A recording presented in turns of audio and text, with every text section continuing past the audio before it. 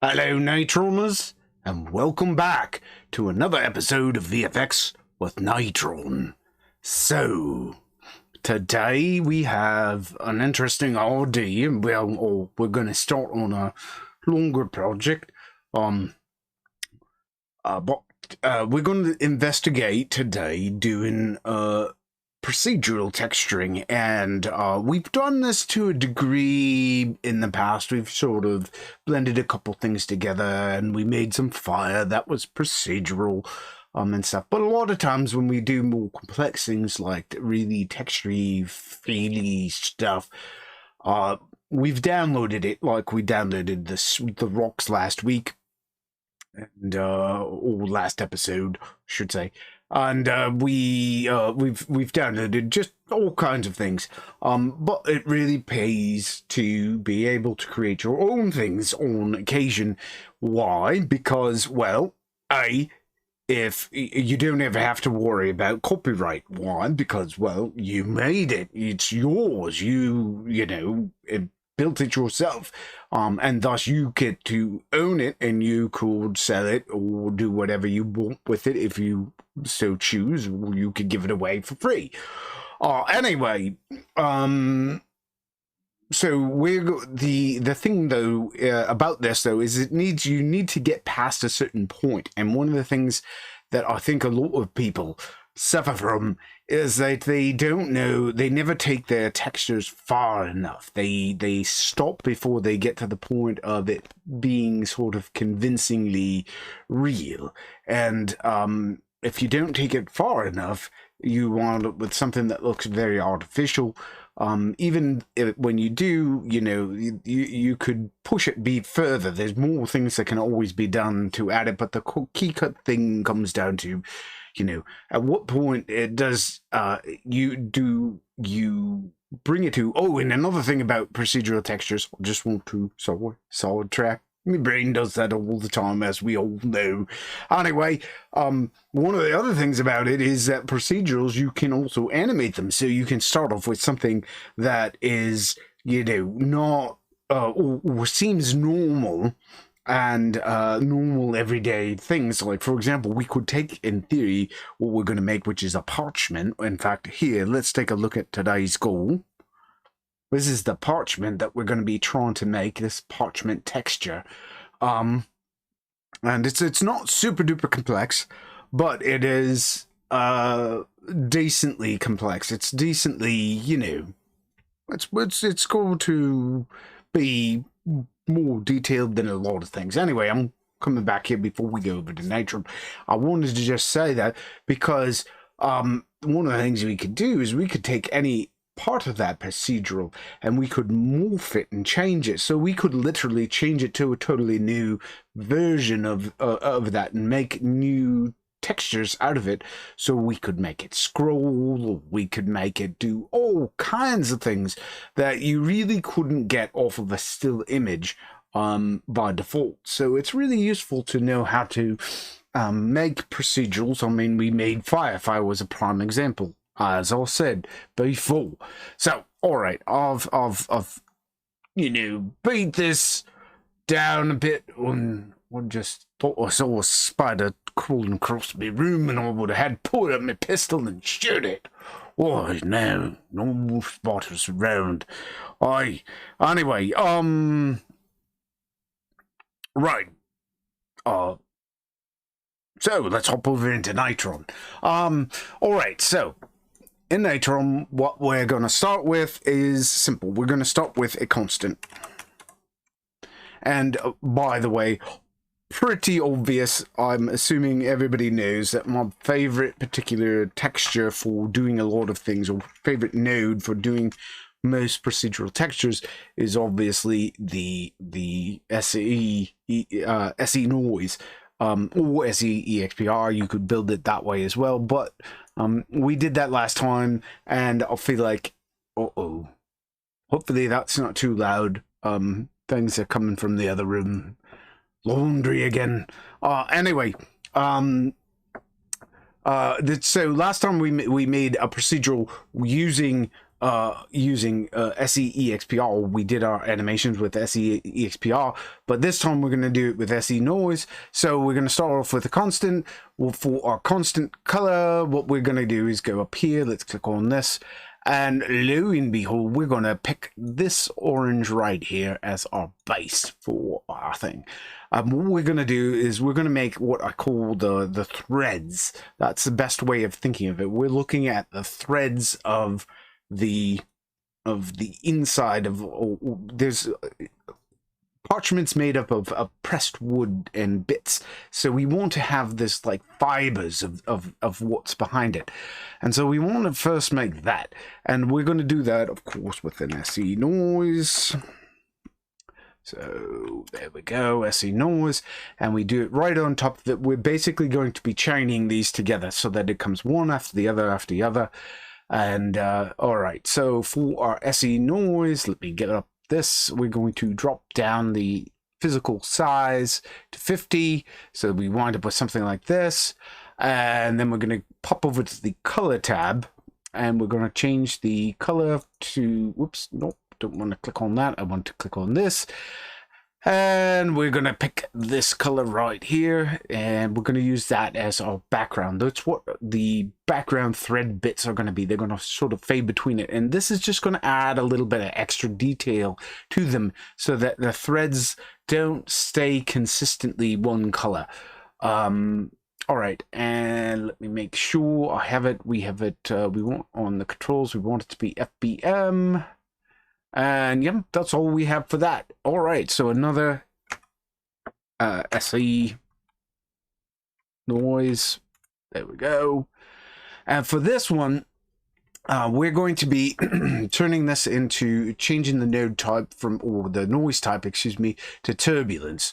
And we're going to drop this down to 150 for the size. Now, the reason we're doing this is actually, I like using this particular to the turbulence to create the actual threads. We can actually see the thread-like structure going on here. We have these swirls going through here, and we want to emphasize that and really bring those out a bit more. So we're going to increase the gain. Now there's other ways we could do this, but by bringing up our gain to 1, we basically are going to bring it up, and it's going to look like well, it's obviously driving it down, but what we are going to want to do for its color is we're going to go over to our color. We go up here. Whoops, no, I'll keep hitting the wrong thing. Now I have all of my colors down here already, but we're going to be making basically a beige. To make the beige or tannish beige yellow, this color right here, you can either copy this, or if you want to make it yourself, I think what I did is I started with this and I just kind of pulled it down around to something around in there, I think it was. And let's just see. Yep, pretty close. So there you go. So, you know, well, you can copy it down, and that will be our next texture. And that's what that's going to do, is that fills up the base of the parchment, and we can now see these threads. If we look at this, oops, I want to hit Control-1, so we're looking at this at a 1-to-1 ratio, and we can see we can see things that look like thread-like fibers inside of our texture, but they create these dark, you know, threads of pulp and whatnot. And then we wind up with these lighter patterns, which form the basis of our parchment texture, which everybody knows that parchments are usually these yellowy, brownish colors. All right. So what's the next one? And by the way, today is going to be a very short one. I've had a really long week. With a lot of going on. So we're going to hit tab, SE noise. I had it right there, and all. Don't do like I do. Don't just, you know, start typing it in again. You know, use what you got. All right. We're gonna make a this time on top of this, we want to put another FBM, because we want to So back here, whoops, if we go back to this, we use the turbulence below it to set up the base texture to create the sort of the thread count. But we also want to have blotches of color, and the color is going to be again in the same kind of tonal range, slightly off. We don't want it to be exactly the same as the existing yellow. We also want to bring this down a bit more. These need to be kind of on the small side, a little bit bigger than that. Yeah, that ought to work. I think that will work pretty well. All right, let me pull up our color. Whoops, I don't want to make that too big. Or move that off to the side. So for our next color, we are going to pick, obviously, we're ultimately going for this sort of tannish, which, how did we get there? Well, I think I started with the exact same thing, or one of these two. Yeah, I started with this one, and I pulled it around, and I pulled this up into the sort of more of a pinkish area, and then sort of pulled it around, more like that. That would work as well. It works. It's about creating, we get a little bit of a variance in the texture. You know what? I'm not sure. Well, let's just go with this one for the time being. Just to show that we don't have to stick with what I had. You can just do your own variation of it. I kind of like the base that we have here. We've got a lot of like yellowy splotches mixed in with darker browny splotches. It just breaks it up and creates it, and then we start seeing those threads get pushed back into the background a bit more, so they come through these little holes in our the textures that lie on top of it, making them look more and more like threads that are in the background underneath this pulp of tree and makes the paper. Anyway, so let's go on to the next one. This is going way fast. I actually have way more than this made, but I didn't want to push it too far today because, as I say, had a rough week. All right, so now we're going to merge over this another texture or another SE noise, and I want this one to be over it because we're going to actually multiply this one in. So we're going to change the merge type to multiply, which makes it darker. And what we're going to use for the texture here, first of all, let's get the size. Let me make sure. Oh, yes, we're going to be, first of all, let's look at what we're going to use. We're going to switch to Voronoi. All right, we're going to switch Voronoi. So why am I picking Voronoi? One of the problems that we have at this point, let's disable this for a minute. This is very, very static. It is too clean. We need more of a grand. There's a philosophy. There's a lot of people who follow this philosophy in procedural texture generation and in texture generation in particular. If you're creating something, is this idea of layers of detail. You start off with fine detail, then you move up to medium detail, and then you move up to large detail. And you should have at least 3 layers. You should always have at least 1 small, 1 medium, and 1 large. And my personal opinion is you should have 2 small, 2 medium, and 2 large, to work between. You want the just opposing things. It's a pattern of two different things. Anyway, we sort of created, for example, this is a fairly small. This isn't really the small. This is sort of a medium pattern right here, but this right here is definitely a small pattern. This is it has fine details, all right, whereas this has medium-sized details. Most of the blotchiness is happening in medium sizes. And then when we get to this point here, or actually, yeah, to this point here, what we've done is we've put something. If we let's just break that off for a second so we can look at it again. Medium. This is a sort of a medium detail. So we have 2 layers of medium. We have a medium detail, a medium detail, a small detail, and the small detail is merging the two mediums. This is the background medium detail, this is the foreground medium detail. All right, so and that gets us to this point. So what this one is going to be, this is going to be our large detail.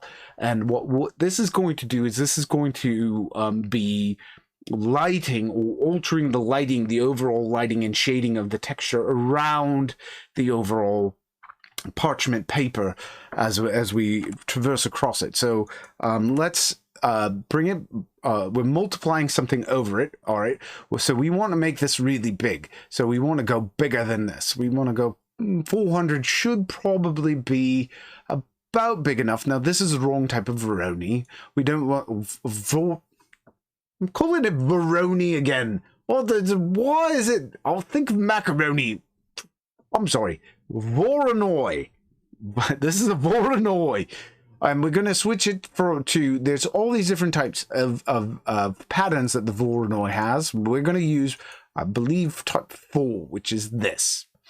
And what we're going to do is we're going to add in Fbm to scale it. First of all, let's get rid of the octaves because these don't matter. And neither does the linearity. And we are going to push up the gain, however. Oh, actually, gain. Oh, no, the gain will affect it. The gain will affect. Actually, we are. Oh, I take it back. We are going to keep these. We want to keep that 2. We're going to put this to 4. The reason is we're going to be putting in Fbm scale, and the Fbm scale is going to be adding an Fbm on top of this, or mixing it into this. All right, let's see what that does. So we're going to bring this up just a little bit. 1, 2, like so. So we get this, and it creates this texture in here, and we get all this broken up textures happening here, and so it moves from a sort of a large to a medium kind of detail. It looks a little bit small, some of the bits look small, but this is really a larger pattern. It's a pattern that's overlaid largely, and what we're going to do is we're going to be dropping this multiply down to a lot. So because this is obviously too much, but this is going to, when we bring it down to about 4. All right, so what did that do to this as a whole? This is before, this is after. We can see that it just breaks it up. It adds extra little bits in here. It makes a hot spot here. It makes some hot spots over here. It really just breaks up this entire pattern. This looks very stale without it. When we put this in, it just becomes that much more interesting. It becomes more complex to the eye, and that's good. So the last thing we want to do is, a lot of times when people deal with filming stuff, we light it from behind or you light it from the front, and the light either comes from a specific spot. There's usually, when you're lighting something big, and I mean, there are ways that you can light it evenly, but a lot of times if you look at the actual textures that people take with photos, they're usually using a flash of some form, and the flash usually like creates a hot spot on the texture. So and to get that sort of sense of real for a texture, or to sort of do that, we want to sort of kind of create those kinds of illusions. Another thing that can happen is this thing called vignetting, and we're I actually think I did one other thing here before we move on. I don't like the fact that this is solid black. I do want to add just a smidge of color to this. I want to go, what did I do for the color? I want to just get, did I do a color? I take it back. I didn't do a color. I thought I did a color. I did the color on the next bit, which is going to be the vignette. All right, so we're going to add a vignette to this. What is a vignette? Well, a vignette, typically there's a lot of things that can create vignettes. We've done a vignette before. I haven't really talked about what it is. Usually what causes a vignette is something, there's a few things that can cause it. One, light. If you have a hot spot of light and it fades off to darkness, it gets dark around the edges. If your hot spot's in the center and then it's sort of dark in the corners, that can be caused by light. That's what thing number one. Thing number two that can cause it is a lens. If your lens if the edge of your lens gets too close, or the image circle of it gets too close to the image sensor and starts eating into it, then you can start seeing the edge of the lens inside of it. Another thing that can happen is filter stacks in front of camera lenses. People put things like neutral density filters on, and higher cut filters on, and all kinds of filters. And the filter size, if your filter is too small relative to the lens opening on the front of your camera, it can also cause, vignettes. Another thing that happens is with NDs, because they are a lot of times on cheaper NDs. When you start really boosting it up very high, what happens is what an ND is basically is a type of sunglass. It makes it dark. It darkens the image, and that's used for creating actually what I have here with the shallow depth of field. That would be created with something like an ND with a wide aperture. Anyhow, but these are things that create it. What happens there is that the light rays come through the ND, and they get caught in the ND because they're coming in at an angle, and it's a flat piece of glass in front of a curved piece of glass that's the lens. And then because the light comes in at an angle, it goes through more of the neutral density from angles from the corners. And so what happens is, on very wide angle lenses, the light darkens because it's going through more ND on the sides versus straight through the center, and so you wind up with darkening on the edges or in the corners, and that's another type of vignette, or that also creates it. So anyway, it happens a lot in a lot of things, and it adds a bit of interest to it. It also helps focus. It can be used as a technique to focus the eye towards the center point, and that's kind of what that gets into thinking about guiding the eye of the viewer and so forth. Anyway, what we're gonna do, we're just gonna make it so for texture purposes, just to add another bit of detail to this, to just bring it out a bit more. So we're gonna merge, and we're gonna put a radial here, so because radials are obviously right there. We got a radial, and we take the radial, we put it into the B input, and we can see that it creates a big white splotch, and that's not what we want. We actually want to take the white splotch and turn it to we want to make it transparent, and we want to make it black. So actually what we want to do is just grab this and go down like that, so it's transparent. And then we want to take the other one up like so. And obviously this is too small. We want this to be much bigger. So what are we gonna do? Let me get my sizes. So while I took this up quite a ways, I took the what we're gonna do is to scale it, the size of this. What we're making is a width. Right now I'm scaling up the width. So I'm going to bring it up to 2,520, and I'm going to bring this up to 1,880 for the height. All right, so we can see I've basically scaled it up so it's almost perfectly square. I believe, oh well, not almost, what am I saying? No, it's not perfectly square. I wanted it to feel closer to round, or closer to perfectly square. Once we get it to this size, we click on center it, and it recenters it in the image, and then we wind up with something like this. And I just want to make sure that that's good. Yes, that's where we want it. So now we need to give it a color, because this white is just too much, and I decided I don't want it to be a lens. I want it to feel like the paper is absorbing some light. I want this to be from part of the paper. Now paper is very diffuse. It doesn't have a very what's called the hot specular. Specular is like very shiny metallic things. My eyeball has the light from my light is coming onto my eye, and it creates this little pinpoint of white in my eye. That's a specular highlight. but my skin doesn't do, even though it's being hit by the same light, it's much more diffuse and it spreads out, and the light is evenly distributed. And paper will have a similar effect. It would be diffuse.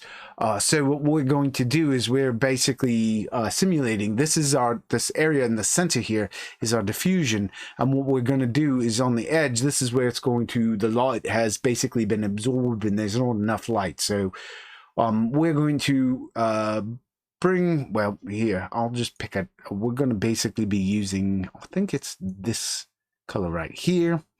And that one, I think I started with this right here, and then I just kind of pulled it down more into the browns, like so.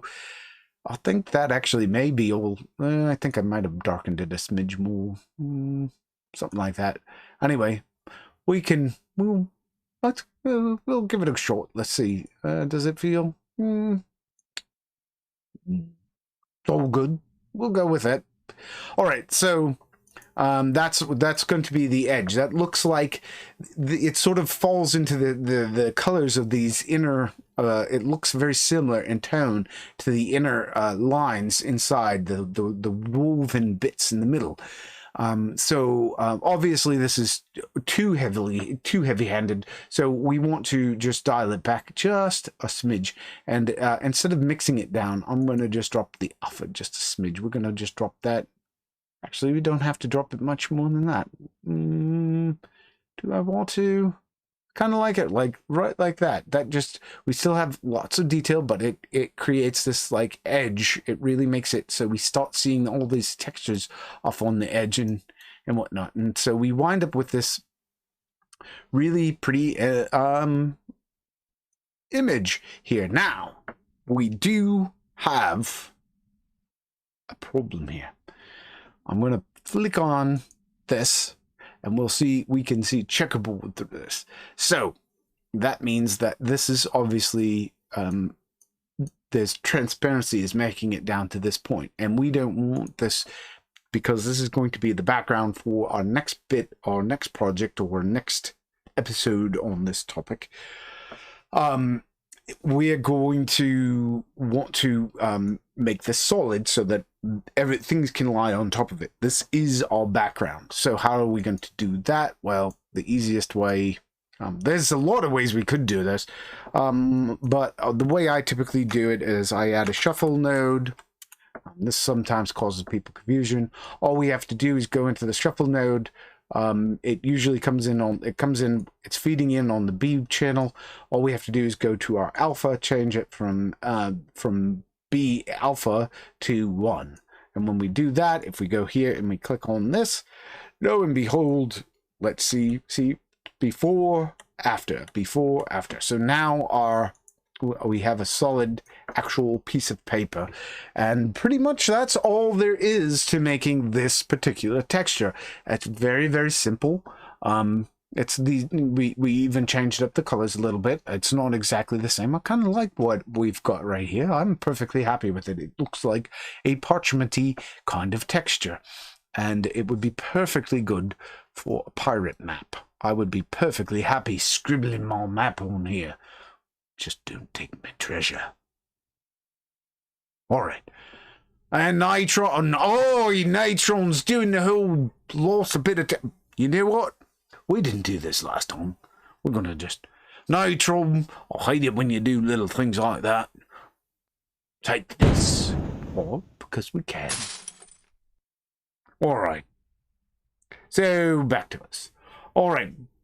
So, right, that's pretty much it. It's a very simple procedural to make. We made a procedural, paper or parchment, technically. And it should work for the background of a pirate map. And what we're going to do in the future, actually, here, you know what? I'm going to... I was not originally planning on showing too much of this. Let's see if I can go back to the beginning. And I'm just gonna disable that. Yeah, that'll work. All right, and we'll go hit B. Oops. Oh, no, no, not B. There we go. All right, I'm bringing this in. So this is sort of to show where we're going with this. You can see actually the R's is a little bit brighter. We may drop it down. Anyway, let me, oops, I wanted to bring this up. OBS capture. So you can see sort of what one of the things we're going to be going for is we're going to be going into building a text that creates that has this half-toning automatically applied to create the simulation of water around islands and so forth, or just texture around. Just so happens we're going to be creating this type of texture here that goes off to the side. But you can create other types of textures using the same basic technique that we'll be using for this. But that's in the next episode, and we're also going to be doing more. We're going to be adding rocks and trees and a squiggly map line. Might even make it a dashed map line, because a lot of people are curious about doing dashes and stuff. It's not as nice as you'd like, but anyway, so that gives you an idea of what we are going to go for in a future episode. And right, so today's goal was to make this, and I think we made it. So thanks for watching, and keep on Natroning.